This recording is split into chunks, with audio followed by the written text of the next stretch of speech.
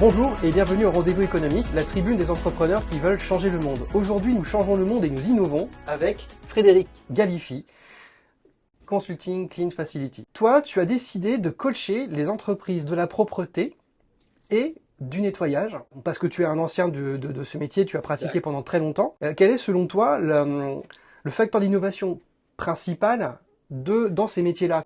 Alors, dans ces métiers-là, faut revenir un petit peu en amont. La propreté, c'est un métier très ancien. On est dans les années 20-30 quand même en France. Donc ça remonte un petit paquet d'années.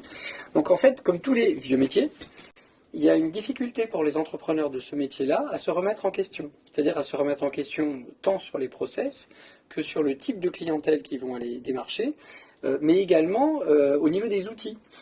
Alors, comment innover en propreté? Bien sûr, on peut innover bien dans les process. C'est-à-dire, là, je ne suis pas là pour détailler ça, mais dans la manière de travailler en fonction du client avec lequel on a envie de travailler. Comme beaucoup ne veulent pas rentrer dans l'innovation, qu'est-ce qu'ils font? Ils font le classique, ils prennent du tertiaire. C'est-à-dire du bâtiment basico-basique, que tout le monde fait, là où ils sont en concurrence maximale, ce que j'appelle du coût-volume. Et en fait, le problème, c'est que quand ils font ça, ils se trouvent, alors je ne vais pas citer de marque, mais ils se trouvent face à des très très grosses sociétés. Donc si tu tiens une PME, par exemple, de 40, 50 ou 100 salariés, ce qui est déjà une petite PME sympathique, mais on a déjà des effectifs comme ça dans la propreté, tout simplement, ce qui n'est pas qu'il d'année. Donc en fait, comme tous les métiers, généralement, tu divises par deux l'effectif. Et c'est là où je vais te parler d'innovation, c'est que justement, les boîtes qui aujourd'hui font du tertiaire, eh bien, ils se trouvent confrontés à d'autres boîtes qui ont 10 000, 15 000, 20 000, 30 000 salariés. Donc eux, ils ont des process rodés. S'ils ont envie de faire du dumping sur un marché, ben, je veux dire, il suffit qu'ils bougent un peu le curseur et ils tapent dans le marché. Si toi, acteur local, tu décides de te battre avec c'est comme, tu sais, c'est le principe du pot de terre contre le pot de fer. Complètement. Pas jouable. Donc à un moment donné, l'idée, c'est, pour moi, en tout cas, mon conseil, je ne vais pas vers les groupes particulièrement, tout simplement parce que je pense qu'ils ont une querelle de consultants qui n'ont pas spécialement besoin de moi. Maintenant, si vous avez quelque chose à me demander, je suis tout à fait prêt à en discuter, puisque je suis un ancien de groupe aussi. Voilà. J'ai fait les deux, j'ai fait la synthèse entre les deux, le groupe et la PME. C'est l'avantage, c'est que toi, au niveau expérience, j'ai cette visibilité. Voilà. C'est-à-dire qu'à un moment donné, on ne va pas alourdir les process et le staff dans une entreprise qui est à taille humaine. Et par contre, quand on est dans un groupe, le problème des groupes aussi, c'est un petit peu comme dans l'administration. Alors aujourd'hui, j'ai rien contre l'administration, mais il faut en parler quand même. Alors là, aujourd'hui, ils dégraissent de manière un petit peu involontaire parce qu'ils n'arrivent plus à trouver des recrues. Et ben alors. Mais en réalité, dans les grosses boîtes, ça fonctionne un peu comme ça. C'est-à-dire que tu as un département pour chaque métier, tu as un sous-département. Tu sais, c'est comme le secrétaire d'État, le sous-secrétaire, etc. Ouais. Et à un moment donné, le problème, c'est que dans ces boutiques-là, les groupes, ils font plus de politique pour garder leur place et pour essayer de voir quel est l'échelon supérieur qu'ils vont pouvoir gagner que de faire leur métier, qui est de servir leurs clients. Et moi, ce que je dis aux PME qui sont mes clients, puisque je travaille plutôt avec les PME, c'est de leur dire, mais vous avez une carte magnifique à jouer là-dessus, donc ne faites pas comme eux, faites pas du tertiaire. Faites-en un minimum pour assurer un socle à votre activité.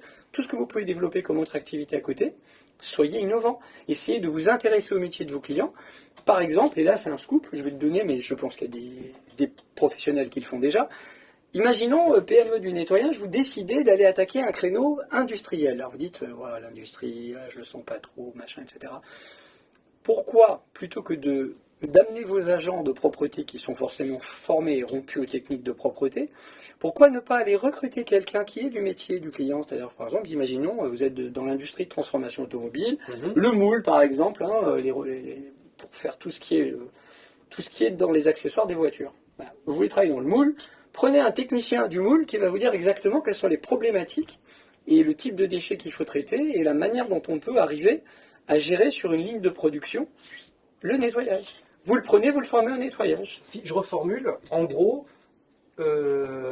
tu te poses comme étant un spécialiste qui va te dire soyez disruptif, ne cherchez pas forcément des profils nettoyage, mais intéressez-vous au métier vers lequel auquel vous intéressez. Soyez caméléon. Si vous voulez être un indéboulonnable et un acteur majeur chez un client qui a un métier spécifique et qui va surtout pas polluer sa production avec un type ou une nana qui ne sait pas de quoi on parle, j'en veux pour les labos aussi, par exemple. Vous entrez dans un labo, il n'y a rien de pire qu'un agent de propreté qui a été formé au tertiaire, donc au bureau, il arrive dans un labo, il sait déjà pas qu'on doit nettoyer ce qui est invisible. Ah, c'est ennuyeux, alors qu'est-ce qu'on nettoie? Alors c'est où? Attends, top, contamination, machin, tant de particules par mètre cube, il faut faire gaffe à plein de choses. Je veux dire, si tu pollues la production, c'est 150, 200 000 euros qui partent comme ça. Donc tu peux pas. Donc tu prends quelqu'un qui connaît le métier, tu le positionnes en chef d'équipe, tu formes tes gens à ce métier, et après, comme eux, normalement connaissent bien la propreté, ils ajustent. Voilà mon conseil pour l'innovation. Donc en fin de compte, c'est comment faire un choix opérationnel qui va avoir des répercussions humaines et qui va permettre aux entreprises de montrer une innovation dans leur approche métier. Tout à fait. Okay. Un autre point d'innovation, si j'ai encore quelques minutes, si tu me le permets, oui. On parlait tout à l'heure dans la table ronde justement d'innovation et d'outils dans les entreprises en général, hein, et de propreté particulièrement. Il y a encore beaucoup trop de gens en PME qui bricolent avec des tableaux Excel, par exemple. J'ai rien contre Excel, qui est un outil magnifique. Hein. Excel. Et récemment, je suis allé chez un client que je ne citerai pas, dans une région que je ne citerai pas, où ils ont quand même un bel effectif. Hein, ils frisent la centaine, je veux dire, plus de 2 millions d'euros de chiffre quand même, ça commence déjà à placer. Ah oui, bien. Et ils ont plein de tableaux Excel dans tous les sens, des gens qui maîtrisent bien Excel. Mais par contre, à côté de ces gens qui maîtrisent Excel, il y a des gens de terrain, quand on leur demande de saisir des données dans un tableau, c'est des grands moments de solitude. Et quand on leur demande de regrouper des données dans un tableau croisé dynamique d'un Excel à un autre, alors là, il n'y a plus personne. Ils font des choses qu'ils ne vont pas comprendre. Donc l'idée, c'est d'amener ces entrepreneurs-là à arrêter de bricoler avec des outils maison. Il y a des outils intégrés qui existent, qui ne coûtent pas une fortune. L'idée, c'est d'être capable de les faire rentrer dans l'entreprise.